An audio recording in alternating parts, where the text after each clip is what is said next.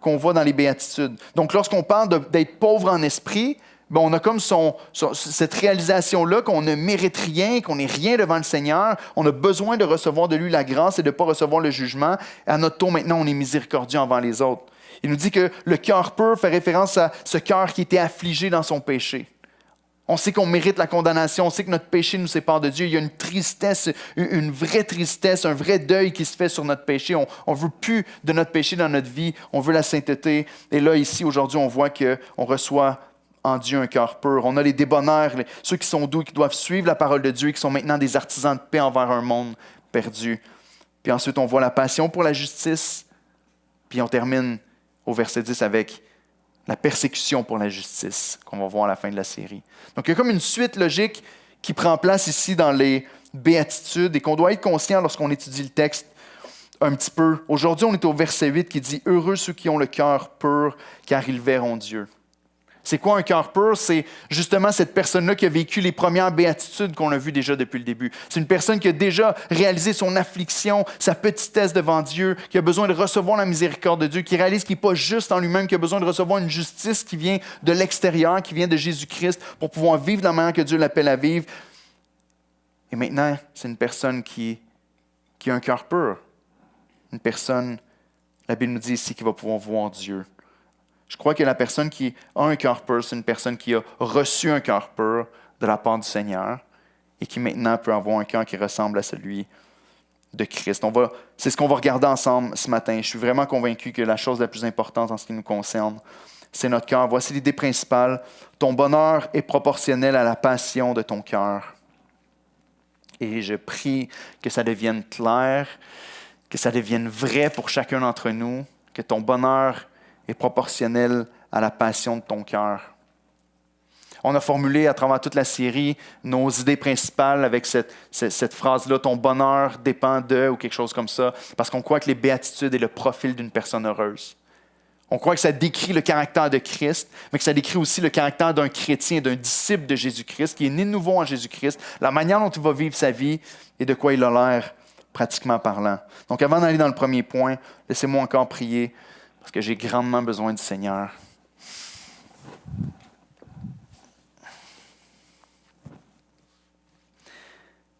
Père, c'est un message tellement important auquel on regarde ce matin dans ta parole.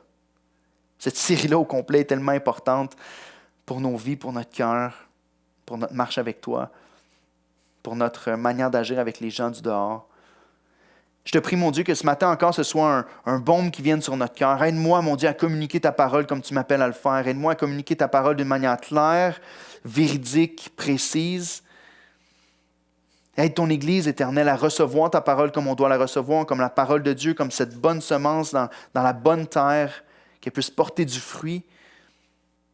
Je te prie, mon Dieu, que tu puisses nous rendre encore une fois un peu plus heureux alors qu'on reçoit la parole ce matin. Agis dans notre cœur, mon Dieu. Montre-nous ce que c'est qu'un cœur pur. Donne-nous une passion, Seigneur, puis un désir profond dans notre cœur de te voir. Non seulement dans cette vie, mais dans celle à venir. On prie ces choses en Jésus-Christ. Amen. Premièrement, reçois un cœur pur. Qui peut lever la main aujourd'hui puis me dire, « Pasteur Éric, je crois que j'ai un cœur pur. » Personne. Ce que le texte dit ici, c'est que personne d'entre vous allait voir Dieu. Comprenez-vous ça? Oh Claire, merci Claire. Il y en a une qui va voir Dieu. La Bible nous dit « Heureux ceux qui ont le cœur pur, car ils verront Dieu. » Mais c'est quelque chose avec lequel on a tellement de difficultés. On a une manière de parler ici dans l'Église et tout ça, puis peut-être à cause de nos traductions de Bible, parce que dans d'autres traductions, c'est beaucoup plus clair qu'en français parfois, même en anglais, où est-ce qu'on pense à la vie chrétienne puis à la nouvelle naissance, où est-ce qu'on continue de dire, puis je mets un petit peu la faute sur Martin Luther, que j'aime énormément, mais il a dit une phrase qui dit « On est à la fois pécheur et juste ». Simul justus et peccator. Mais c'est en latin, hein, mais je ne connais pas le latin, mais c'est ça la phrase originale. Et Luther va dire, on est à la fois pécheur et juste. Mais le langage biblique ne dit pas vraiment ça. Je comprends ce qu'il dit, je suis d'accord avec l'idée de Luther. Il dit, on est saint, on est sauvé en Jésus-Christ, mais on continue de pécher. Mais la Bible n'utilise pas ce langage-là. La Bible utilise le langage que nous sommes saints en Jésus-Christ. La Bible utilise le langage que maintenant, à cause de l'œuvre de Christ, pour nous, on est pur. On est purifié par son sang, on est sanctifié, on est juste devant le Seigneur. Donc, on doit accorder notre théologie avec le langage biblique. Parfois, on a peur dans l'Église d'élever des mains pures devant Dieu parce qu'on dit « mes mains ne sont pas pures ». Ça dépend de ce que tu comprends de ce que Christ a accompli pour toi. Tu n'es pas pur à cause de tes œuvres. Tu n'es pas pur à cause des bonnes choses que tu as faites. Tu es pur à cause de ce que Christ a accompli et seulement à cause de ce que Christ a accompli. Donc, lorsqu'on pense à un cœur pur ici et qu'on lit un verset comme celui-là, ça peut être extrêmement décourageant de dire « heureux ceux qui ont le cœur pur » parce qu'on se dit « je suis faite, je ne vais jamais voir Dieu, je ne vais jamais me retrouver dans sa présence puis l'adorer parce que mon cœur est mauvais. » La Bible parle du chrétien d'une autre manière. La Bible nous dit, à la lumière de l'Écriture, qu'une personne qui a le cœur pur, c'est ceci. On est une personne qui a été transformée par la puissance du Saint-Esprit, duquel la prophétie qui a été faite dans Ézéchiel 36, que notre cœur de chair, vous l'avez entendu souvent dans la série, que l'Esprit avait prophétisé, avait dit à travers le prophète qu'on allait nous enlever notre cœur de pierre pour nous donner un cœur de chair qui aime la loi. Je vous laverai d'une eau pure et je vous donnerai un esprit nouveau. Et c'est ce qui s'est passé en nous lorsqu'on a mis notre foi en Jésus-Christ. L'Esprit de Dieu est venu. Et il y a un homme qui a dit à un moment donné, si notre corps est le temple du Saint-Esprit, notre cœur est le Saint des Saints. Là où l'Esprit Saint vient habiter, et c'est de là d'où tout découle par la suite. Mais notre cœur a été changé si on est en Jésus-Christ. Christ a accompli ce que nous, on était incapables d'accomplir. Et par lui, maintenant, on est pur. Et c'est Christ qui nous rend purs. Dans Jean 15,3, Jésus va dire à ses disciples, même avant la croix, à cause du message qu'il leur a donné, il va dire « Déjà, vous êtes purs. » Pourquoi? À cause de la parole que je vous ai annoncée. La parole de Dieu a été prêchée, la parole de Dieu a été reçue, l'Esprit a pris cette parole pour changer le cœur d'une personne et le rendre pur. C'est confirmé par l'apôtre Pierre dans Actes 15, les versets 8 et 9. Il dit « Et Dieu qui connaît les cœurs leur a rendu témoignage en leur donnant le Saint-Esprit comme à nous. » Ici, il parle des non-juifs. Parce qu'il y avait toute une discorde en disant « Mais qu'est-ce qui se passe? Est-ce qu'on est supposé de prêcher l'Évangile aussi aux non-juifs? » Pierre va dire « Oui. Pourquoi? Voici pourquoi. Parce que Dieu leur a rendu témoignage en leur donnant le Saint-Esprit comme à nous. Il n'a fait aucune différence entre eux et nous, ayant purifié leur cœur. » De quelle manière? Par la foi.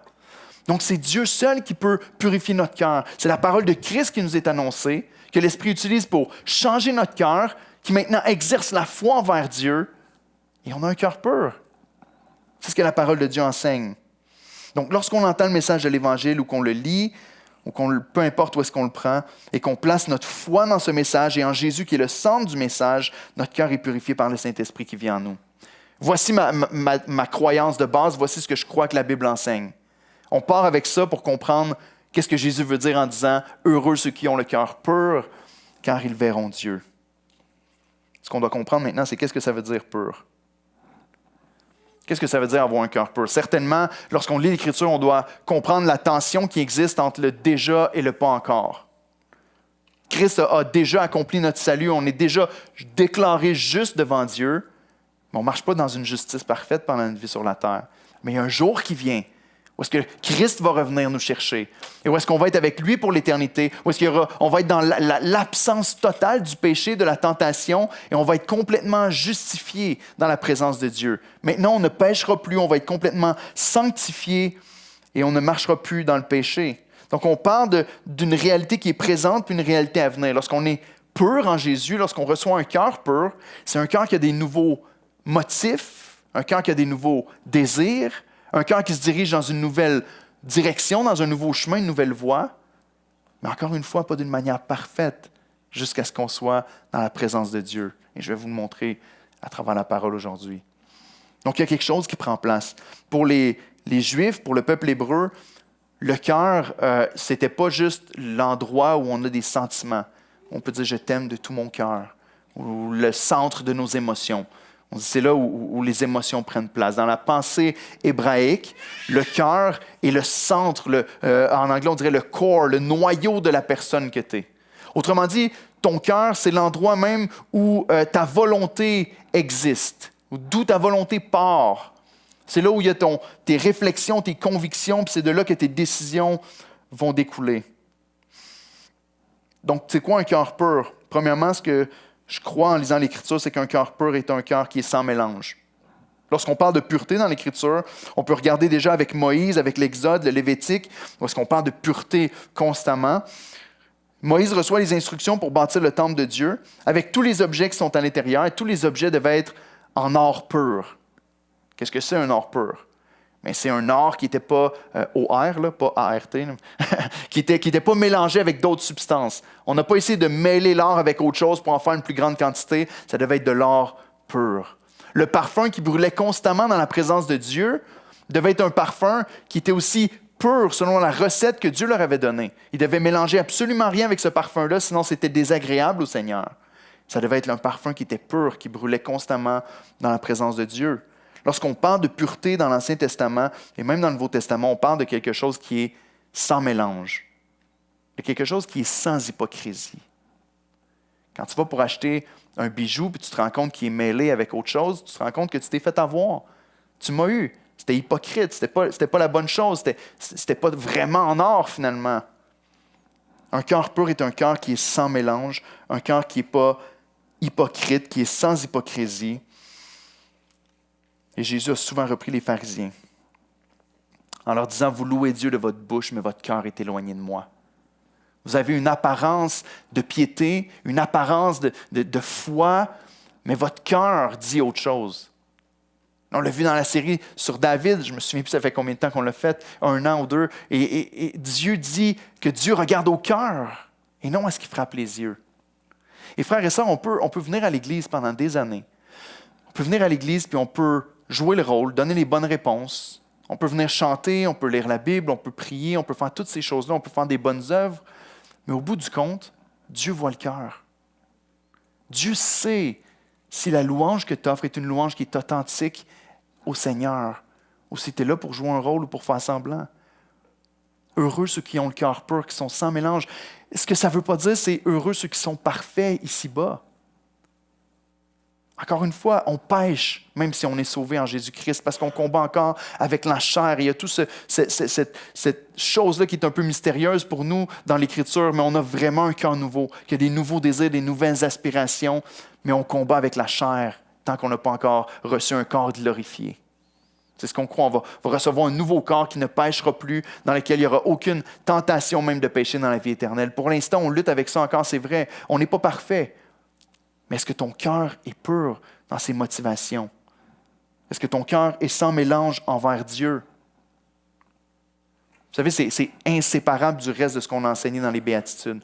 Parce que si ton cœur est vraiment pur, lorsque tu vas pécher, tu vas être profondément affligé par ton péché. Tu vas reconnaître que tu n'es rien devant Dieu. Tu vas reconnaître que tu as besoin de la miséricorde de Dieu encore. Tu vas te repentir, tu vas revenir à lui. Tu vas chercher à ce que ton cœur soit rapidement mis en ordre avec le Seigneur. Un cœur pur a des désirs qui sont sincères et vrais. C'est un cœur qui est intègre devant le Seigneur. Lorsque l'Esprit vient en nous, il nous donne un cœur qui est tout entier pour Dieu. Pas parfait, avec des motifs qui sont peu longs. Voici la première définition. Est-ce que tu as un cœur qui est sans mélange? Est-ce que tu as un cœur qui est sans hypocrisie? C'est et pas ici, encore une fois, ma femme est dans une des classes avec les enfants, mais c'est le témoignage de ma femme lorsqu'il est venu au Seigneur. Ma femme a grandi à l'Église depuis qu'elle a 6 ans. Ses parents se sont remariés, puis son père s'est marié avec une femme. Ils ont commencé à aller à l'Église, puis elle a commencé à y aller depuis qu'elle a 6 ans. Puis pendant 10 ans de sa vie, elle allait à l'Église une fin de semaine sur 2 avec son père, puis elle disait qu'elle était chrétienne. Puis elle vivait sa vie d'une manière lorsqu'elle allait chez son père et d'une autre manière lorsqu'elle allait chez sa mère, qui n'était pas croyante. En tout cas, pas de la même manière. Elle vivait sa vie avec ses amis d'une certaine manière et à l'école, puis elle vivait sa vie d'une autre manière avec une façade lorsqu'elle était à l'Église. Et lorsque on a eu, par la grâce de Dieu, on s'est fait baptiser ensemble le même jour, moi et ma femme. Et lorsque ma femme a partagé son témoignage, c'est ce qu'elle disait. Elle disait, je jouais un rôle, je menais une double vie. Mais il y avait quelque chose puis c'était l'Esprit de Dieu qui parlait dans son cœur pour lui dire, ta place n'est pas là-bas, ta place est ici avec moi. Puis l'Esprit a confirmé dans son cœur qu'elle appartenait à Dieu, puis l'a transformée. Est-ce que tu es dans ce mode-là en ce moment dans ta vie où est-ce que tu joues sur 2 terrains? Est-ce que tu te dis, j'aimerais avoir les choses de Dieu, je trouve que la communauté est le fun, j'aime que les gens pensent que je suis une bonne personne, Mais en même temps, j'aimerais ça faire les mêmes choses que tous les autres, mes amis et les gens qui sont autour de moi font à l'extérieur. J'aimerais vivre ma vie sans me soucier de ce qui plaît à Dieu ou non. Parce que je sais que ça ne plaît pas à Dieu, mais j'aime ça faire ça. J'aime aller dans cette direction-là. Est-ce que c'est ton cas ce matin? Est-ce que ton cœur est partagé?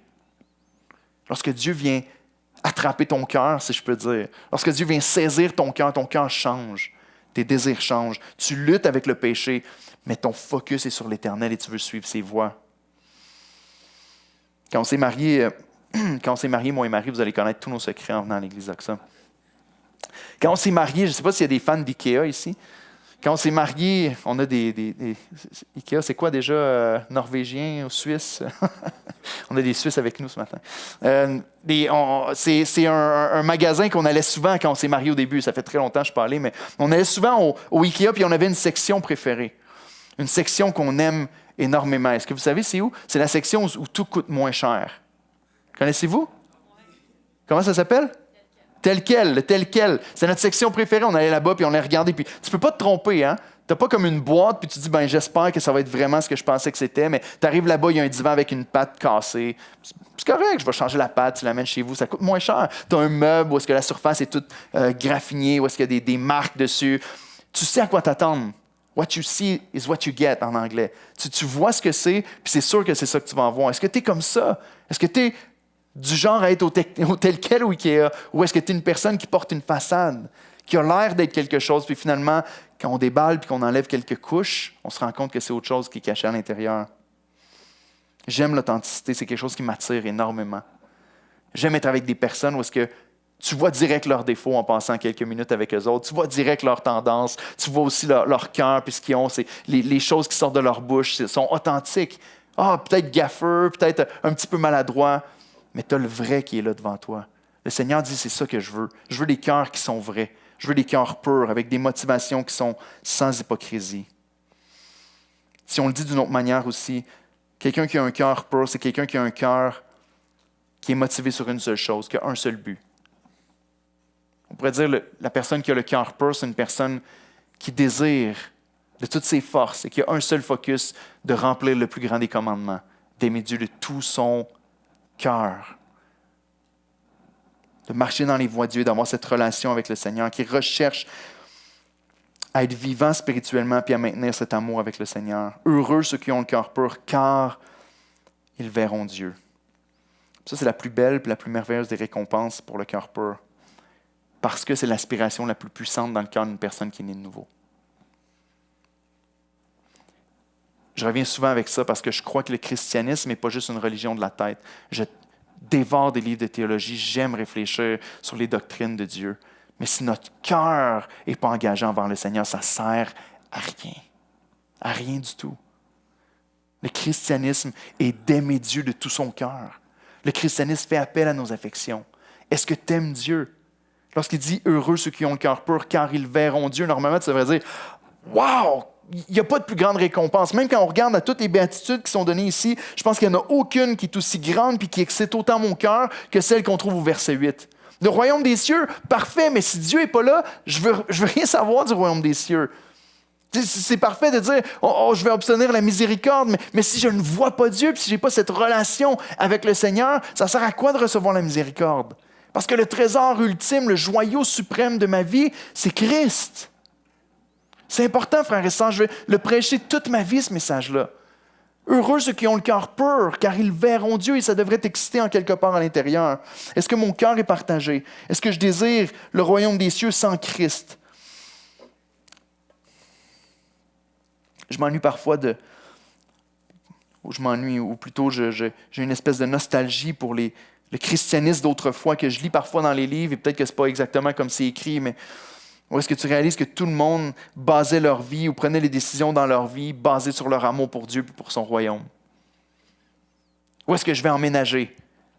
C'est quoi l'endroit où Dieu me veut pour que je puisse faire avancer son royaume? C'est quoi l'endroit où je vais être entouré de chrétiens qui vont pouvoir m'aider à rester proche du Seigneur puis à garder la foi avec lui, qui vont m'encourager à marcher avec lui? C'est quoi le travail que je devrais faire dans ma vie?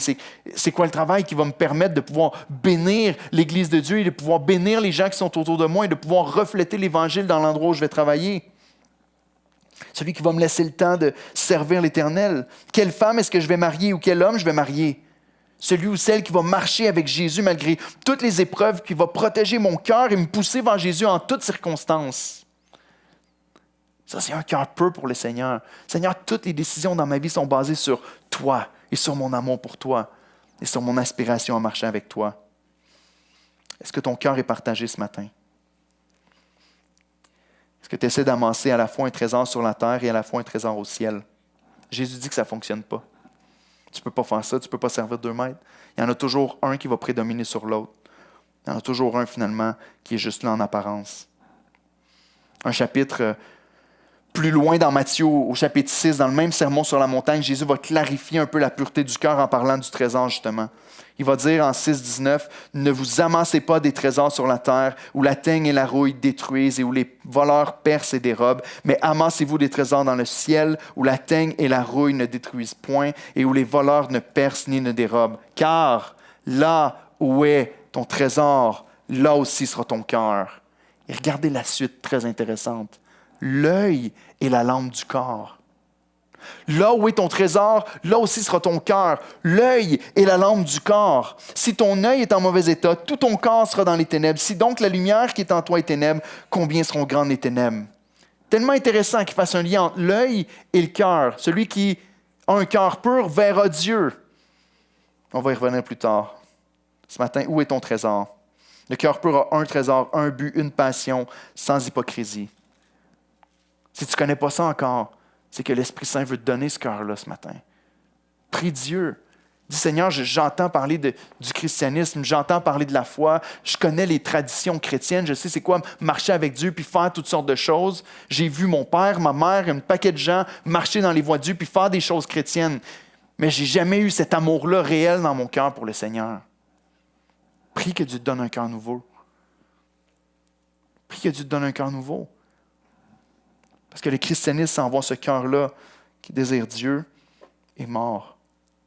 Donc, deuxièmement, veille sur ton cœur. Une deuxième manière dont le cœur est pur ici, il y a un encouragement à veiller sur ton cœur.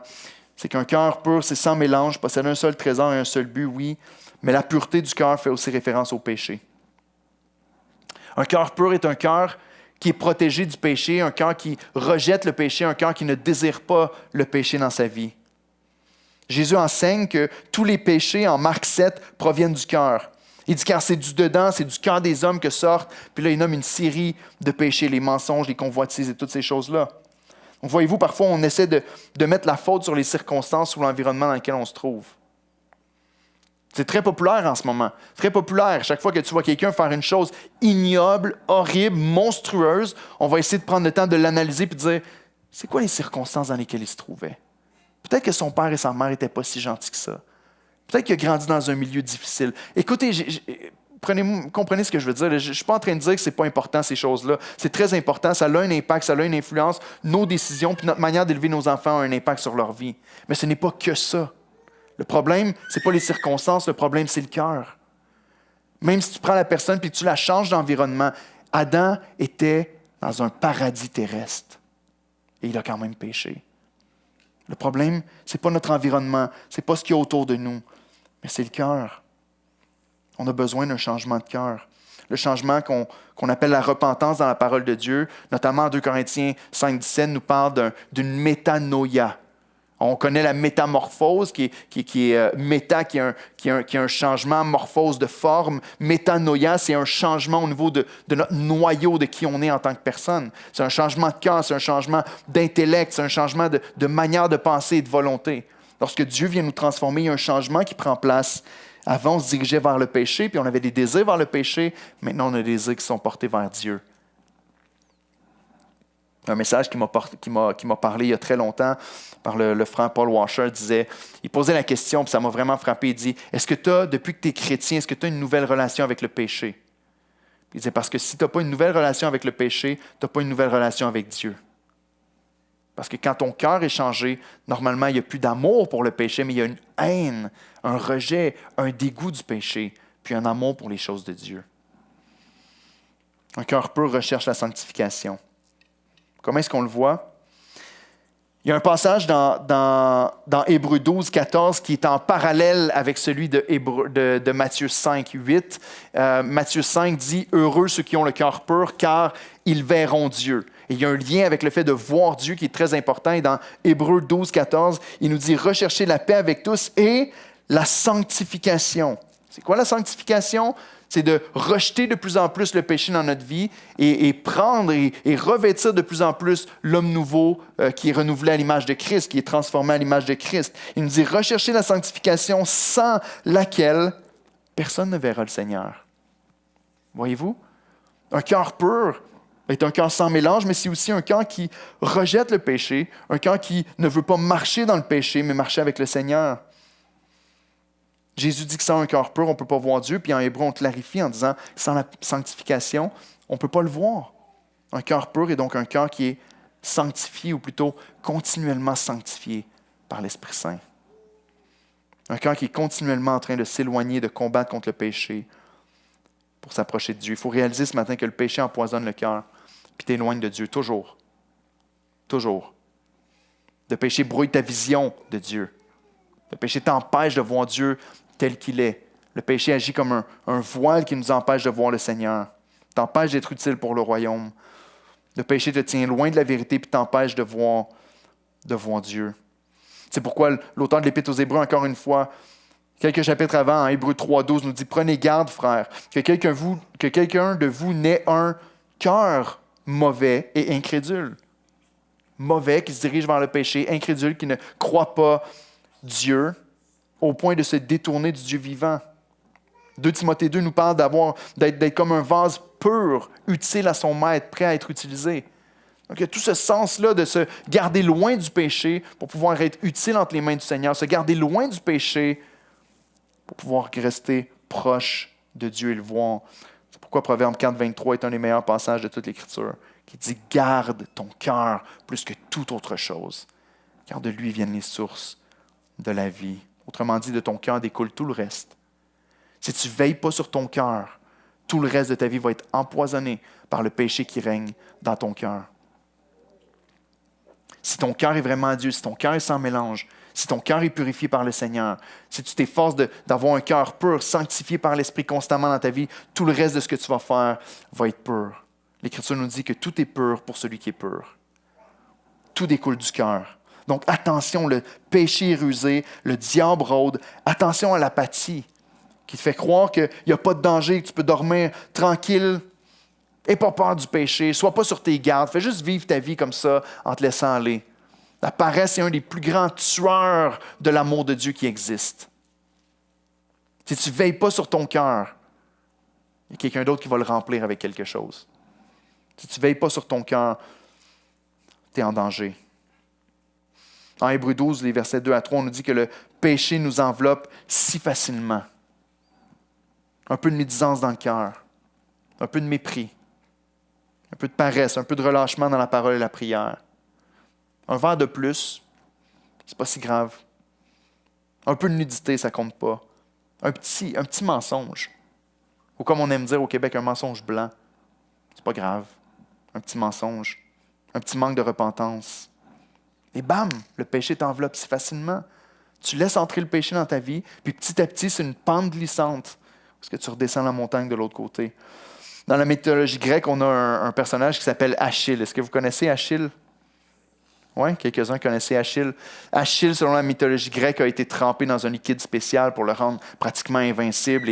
Et l'histoire veut, la mythologie veut que Achille était un combattant extraordinaire et qui était vaincu par personne. Mais la manière dont on a pu le vaincre, c'est en lui tirant une flèche dans le seul endroit où il était faible, dans son talon. Parce qu'apparemment, quand on l'a plongé dans ce liquide-là, on l'a tenu par le talon. Donc, il n'était pas invincible à cet endroit-là. Et par une flèche qui est arrivée dans son talon, Achille a été vaincu, puis a été tué. Mais de la même manière, dans nos vies, tellement souvent, c'est les petites choses qu'on considère insignifiantes. Ah, mais tout le reste de mon corps est invincible, tout le reste de ma vie va bien, je peux laisser entrer une petite chose dans ma vie, mais c'est cette petite chose-là qui va finir par te dévorer finalement. On raconte l'histoire d'un séquoia géant. Connaissez-vous les séquoias? C'est des arbres immenses, immenses. La foudre apparemment avait frappé ce séquoia-là par des dizaines de fois. Il y avait des photos, les gens allaient visiter le séquoia. C'est un arbre extraordinaire. super grand. Savez-vous ce qui a détruit cet arbre-là? C'est des petites termites qui sont rentrées de l'intérieur, qui ont dévoré l'arbre, qui ont fini par le détruire. Dans nos vies, c'est tellement la même chose trop souvent. C'est les petites choses qu'on laisse entrer, qu'on néglige, qu'on méprise, qu'on dit c'est pas si grave, qui finalement finissent par nous détruire. Veille sur ton cœur. Notre cœur doit être protégé par-dessus tout. On a lu ce verset-là il y a quelques semaines, mais c'est un passage tellement important qu'il vaut la peine d'être lu dans 1 Jean 3, les versets 2 et 3. Voici ce qu'il nous dit. On nous parle de cette promesse-là de la vie éternelle puis de notre manière d'agir ici sur la terre. Jean va nous dire, bien-aimés, nous sommes maintenant enfants de Dieu. Nous sommes maintenant, parce que nous sommes enfants de Dieu, nous sommes maintenant avec un cœur pur. Et ce que nous serons n'a pas encore été manifesté, mais nous savons que lorsque cela sera manifesté, nous serons semblables à lui. Il parle de Jésus ici. Parce que nous le verrons tel qu'il est. Parce que nous le verrons tel qu'il est, nous serons semblables à lui.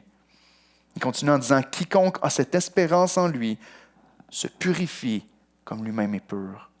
Voyez-vous, il y a cette action que l'Esprit de Dieu fait. Il change notre cœur, il nous donne un cœur qui désire Dieu, qui désire le suivre, qui désire marcher dans ses voies et marcher dans la pureté. Mais il nous donne aussi cet impératif, cet ordre-là de dire, vous devez mettre en pratique votre salut à chaque jour avec crainte et tremblement. Vous devez vous purifier chaque jour.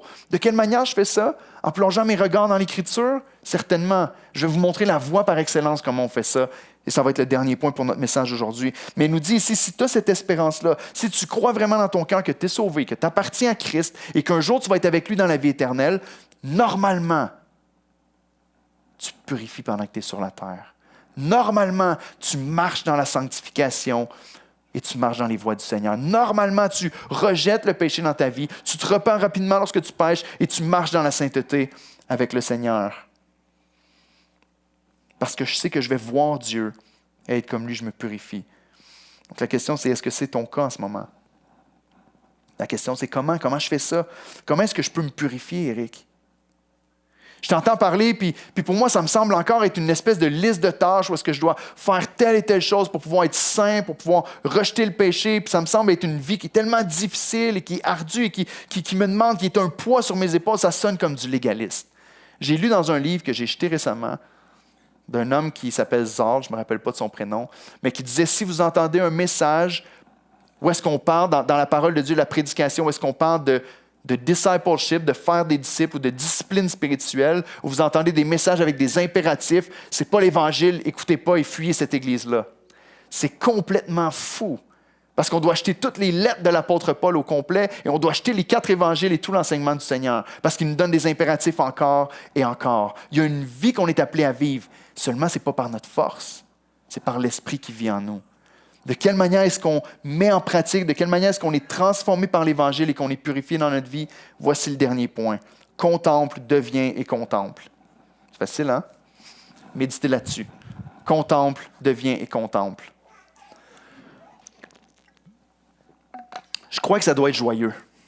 Je crois que la manière de devenir saint dans notre vie, ça doit être quelque chose qui est profondément agréable pour notre cœur, qui est extrêmement plaisant pour le croyant et qui est complètement destructeur pour le péché. Contemple, deviens et contemple. Heureux, car ils verront Dieu. Écoutez, c'était le désir le plus fort de Moïse en Exode 33, lorsqu'il a crié vers Dieu, « Fais-moi voir ta gloire ».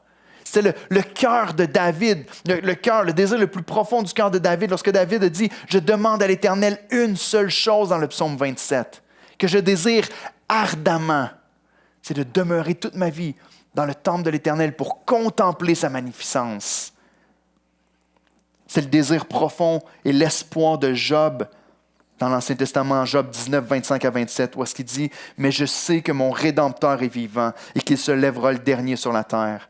Je sais qu'après que tout soit fini, après que tout soit terminé dans l'histoire de l'humanité sur la terre, mon Seigneur va se lever le dernier. » Voici ce qu'il dit par la suite. « Quand ma peau sera détruite, il se lèvera. Quand je n'aurai plus de chair, je verrai Dieu. Je le verrai, il me sera favorable. Mes yeux le verront et non ceux d'un autre. Mon âme languit d'attente au-dedans de moi. » Est-ce que c'est votre cas, frères et sœurs? Ça, c'est la description d'un chrétien. Fais-moi voir ta gloire. Contempler la magnificence de l'Éternel. J'ai ce désir ardent. Mon âme languit au-dedans de moi. Entendez-vous pour chacun d'eux le désir de voir Dieu, de le contempler, de l'admirer. C'est le désir qui habite dans le cœur de tous ceux qui appartiennent au Seigneur et qui ont un cœur pur. Donc, il y a un sens futur puis un sens présent ici. Lorsque Jésus dit en Matthieu 5, « Heureux ceux qui ont le cœur pur, car ils verront Dieu », il y a un double sens encore une fois. On a un cœur pur maintenant, mais il va être parfaitement pur plus tard. On peut voir Dieu maintenant, puis on va voir Dieu vraiment plus tard. Le défi qu'on a, c'est que lorsqu'on étudie en théologie, on se rend compte que la Bible nous dit que Dieu est invisible. On ne peut pas voir Dieu. Dieu n'est pas fait de matière, il n'est pas corporel comme nous. Dieu est esprit, va nous dire Jésus en Jean 4. Ceux qui l'adorent doivent l'adorer en esprit. Donc Dieu n'est pas visible. Qu'est-ce que ça veut dire alors de voir Dieu? Bien, il y a un sens spirituel, je crois, lorsqu'on parle de voir. Il y a voir et voir. Mais je crois aussi que dans l'histoire de la rédemption, Dieu a constamment révélé à son peuple, l'homme ne peut pas voir Dieu et vivre, l'homme ne peut pas voir Dieu et vivre, l'homme ne peut pas voir Dieu et vivre. Personne n'a vu le Père, sauf le Fils qui est venu sur la terre et qui nous l'a révélé. Et en Jésus-Christ, on peut voir Dieu. Par celui qui est venu mourir à notre place sur la croix, qui est ressuscité le troisième jour. Savez-vous quoi? La Bible nous enseigne que Dieu le Fils va être dans un corps pour le reste de l'éternité. Ça sème la confusion. Dieu le Fils est incorporel, mais il est à la fois corporel parce qu'il a revêtu la chair. Et on va voir Dieu, on va voir Jésus dans l'éternité. Jésus va demeurer dans un corps pour toute l'éternité. Et d'une certaine manière, on va voir Jésus qui reflète complètement Dieu. Mais Dieu, on ne le verra pas vraiment. Une des choses qui est, et je ne vais même pas essayer d'expliquer ce mystère-là, parce que je crois qu'il y a un mystère qu'on va découvrir seulement lorsqu'on va être dans la vie éternelle. Je crois qu'il y a une manière de voir qu'on ne connaît pas encore, que Dieu va nous révéler lorsqu'on va être dans la vie éternelle.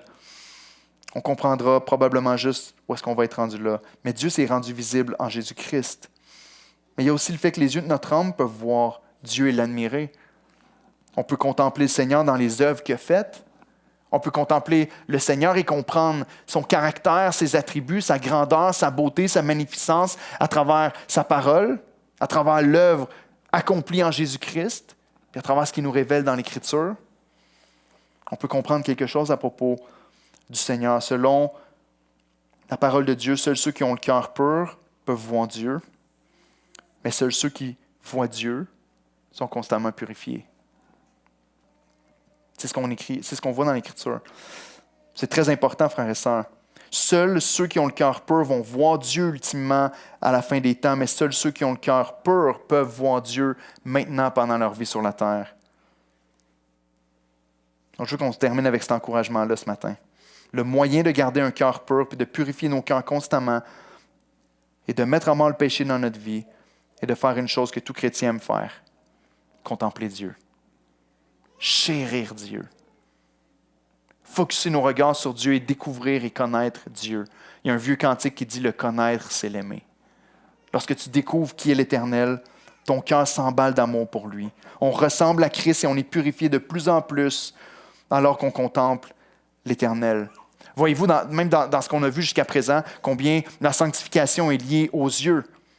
Dans Hébreux 12, on a vu qu'on est appelé à rejeter le péché qui nous enveloppe si facilement. Et savez-vous, c'est quoi la solution qu'il donne tout de suite après? Vous connaissez ce texte-là, hein? Rejetons le péché qui nous enveloppe si facilement et courons dans la carrière qui nous est ouverte, ayant les regards sur Jésus, le chef et le consommateur de la foi, qui, en vue de la joie qui lui était réservée, a souffert l'ignominie. Et Christ est mort à notre place et c'est en fixant les regards sur Christ qu'on est sanctifié et qu'on peut rejeter le péché qui nous enveloppe si facilement. C'est ce que la parole de Dieu enseigne. Matthieu 6 nous dit, là où est ton trésor, là est ton cœur. L'œil est la lampe du corps. Pourquoi? Pourquoi le lien se fait automatiquement dans la tête du Seigneur entre le cœur et les yeux? Parce que ce que tu vois et ce que tu mets devant tes yeux, ce que tu contemples, va affecter ton cœur et va décider de l'état de ton cœur. Qu'est-ce que tu mets devant tes yeux constamment? Qu'est-ce que tu contemples? Certains d'entre nous, on contemple des athlètes et c'est eux qui remplissent notre cœur constamment. On a les pensées de cette personne-là dans notre tête. Un artiste peut-être, un travail, un hobby, peut-être même notre épouse ou notre époux. Laissez-moi vous dire que si vous contemplez votre épouse, c'est une bonne chose, mais vous n'allez pas être transformé à l'image de Christ en le faisant. Qu'est-ce que tu contemples? Qu'est-ce que tu ressembles? Dans 1 Jean 3, on l'a lu ensemble. On va être semblable à lui un jour. Pourquoi? Parce qu'on va le voir tel qu'il est. C'est le fait de voir qui nous transforme à son image. Donc, comprenez que c'est en contemplant qu'on est transformé, purifié, sanctifié et préparé pour le ciel. Plus on est exposé à Dieu, à travers sa parole, à travers la prière, à travers l'étude de livres théologiques qui parlent de lui, plus on est exposé à Dieu, plus on est transformé à l'image de Christ. Faites le test. Le fait d'être exposé à quelque chose crée un impact sur toi. Restez au soleil en plein solstice d'été. Restez là, sans crème solaire. Non, faites pas ça, c'est dangereux. Mais voyez si le soleil ne laisse pas sa marque sur votre corps. Il va le faire. Et de la même manière, alors qu'on s'expose au Seigneur, alors qu'on se tient devant lui, le Seigneur va laisser sa marque et nous transformer à son image. Là, ceux qui me connaissent commencent à trembler et se dire, c'est sûr qu'il va aller dans ce verset-là, c'est sûr qu'il va aller dans ce texte-là. Il ne peut pas s'en empêcher. Vous avez raison, je ne peux pas m'en empêcher. Il faut que j'aille dans 2 Corinthiens 3,18 parce que c'est le meilleur texte de toute l'Écriture pour parler de cette réalité-là qui prend place dans nos vies. Heureux ceux qui ont le cœur pur car ils verront Dieu. 2 Corinthiens 3,18 nous enseigne la manière dont on est sanctifié, purifié, dont le péché part de son pouvoir sur notre vie. Et ce n'est pas en travaillant plus fort, mais c'est en adorant beaucoup plus. 2 Corinthiens 3,18 nous dit que nous tous, qui le visage découvert, alors qu'il y a un voile qui est jeté sur les cœurs, notez ça ici dans le texte de 2 Corinthiens 3. Au verset 16, il nous dit que, alors qu'ils font la lecture de l'Écriture, il y a un voile qui est jeté sur le cœur des Hébreux. Mais lorsque les cœurs se convertissent au Seigneur, le voile est ôté. Comprenez-vous? Le voile est ôté, mais par le Saint-Esprit qui agit en eux, le voile est ôté.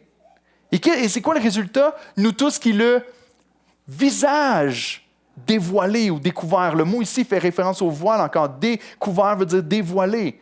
Donc, il y a un voile qui est jeté sur le cœur, mais lorsqu'on se convertit au Seigneur, il y a un voile qui est enlevé sur nos yeux, les yeux du cœur, comme dirait Jerry Boulet.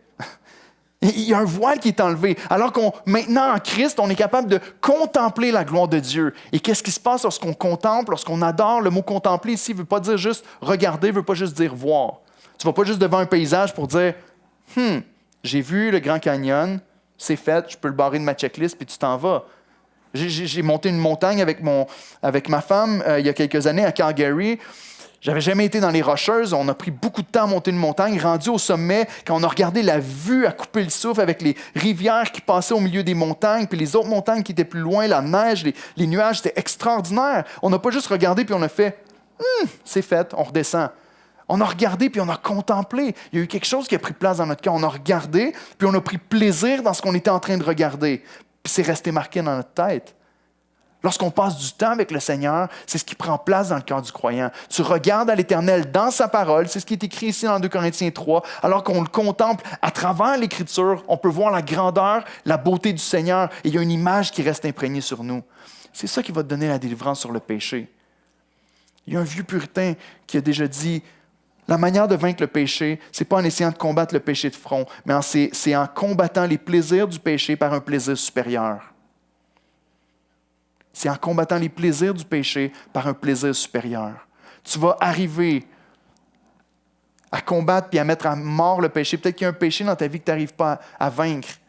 Le but, ce n'est pas de mettre plus de protection sur ton ordinateur. Le but, ce n'est pas de plus faire de redevabilité. C'est bien de le faire, ces choses-là. C'est excellent de le faire.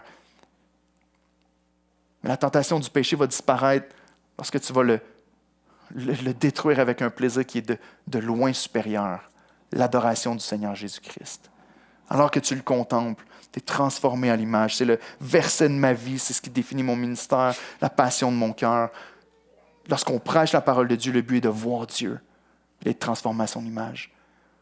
Lorsqu'on adore, c'est la même chose. On est en train de chanter des cantiques à Dieu et Dieu nous transforme à son image alors qu'on adore. Lorsqu'on plonge nos regards dans l'Écriture et qu'on étudie la Bible, lorsqu'on fait du discipulat et qu'on essaie de former des gens à marcher avec le Seigneur, notre cœur est de les amener à avoir une plus grande admiration envers Dieu. Puis tout le reste va se mettre en place. Donc on termine avec un chant de louange. Ce matin, je vais m'arrêter ici parce que quand je commence dans ce texte-là, je sors de mes notes puis je m'emporte.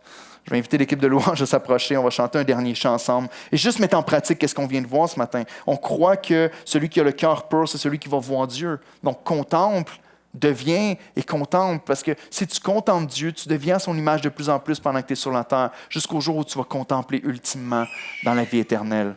Et où est-ce qu'on va être maintenant pleinement semblable à lui. C'est extraordinaire comme message. Frères et sœurs, la vie chrétienne est à propos de l'adoration. Est à propos de l'adoration. Peut-être qu'une des raisons pourquoi tu manques de passion, de désir, de de vivre pour Dieu, de témoigner à ton voisin. Peut-être que la raison pour laquelle tu n'arrives pas à combattre le péché dans ta vie, c'est qu'il manque d'adoration dans ton cœur. Il manque d'adoration dans ton quotidien. Je vous garantis, si tu es un enfant de Dieu ce matin, je te mets au défi, pratique-le.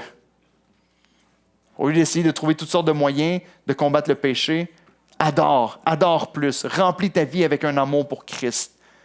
Puis voyons voir si ta vie n'est pas complètement transformée par la suite. J'invite à vous lever avec moi si vous le voulez bien, ou rester assis si vous l'avez à cœur et vous voulez prendre un temps pour prier. Père éternel, je suis tellement reconnaissant pour ta parole. Parce qu'au lieu de repartir ce matin d'ici, de repartir de l'Église avec une espèce de lourd fardeau sur nos cœurs, de liste de tâches, de dire il faut que je fasse ci ou ça pour être capable d'avoir un cœur pur, pour être capable de voir Dieu, il faut que je fasse telle et telle chose pour combattre le péché. Seigneur, tu nous appelles à t'adorer. On revient encore une fois avec le grand commandement. Tu nous appelles à t'aimer. Tu nous appelles à être avec toi. Seigneur, si notre amour s'est refroidi dans les derniers temps, je te prie qu'on puisse te chercher de tous nos cœurs dans les prochains jours. Juste s'exposer à toi. Juste ouvrir les yeux sur ta parole. Écouter des louanges qui parlent de ta grandeur, Seigneur, même pendant ce temps de Noël, d'écouter des louanges qui parlent de la venue du Seigneur en Jésus-Christ. D'écouter des chants qui parlent de ta beauté, de ta grandeur, de ta magnificence. Et je sais que l'amour va revenir dans notre cœur. Je sais que la passion va revenir en nous. Je sais que la haine pour le péché va grandir alors qu'on est émerveillé par toi. Seigneur, ce matin, on a besoin de toi. On est faible. Pour plusieurs d'entre nous, il y a des saisons où c'est difficile de désirer Dieu. Pour toutes sortes de raisons, que ce soit physique, que ce soit des occupations, que ce soit une négligence. Je te prie, mon Dieu, qu'on puisse tout simplement se présenter devant toi, même dans notre temps personnel à la maison. Qu'on ne vienne pas en pensant qu'on a besoin de payer, puis de subir, puis d'avoir un petit peu ta colère ou d'avoir un peu ton silent treatment, ton silence ou d'avoir la froide épaule de ta part. Ce n'est pas ce que tu fais, Seigneur. Tu nous accueilles dans ta présence, les bras grands ouverts. Je te prie que ce matin, une passion pour la recherche de ta face, qu'un amour réel pour toi puisse grandir dans notre cœur. Et oui, Seigneur, je le prie encore une fois pour notre plus grand bonheur et pour ta plus grande gloire. En Jésus-Christ. Amen.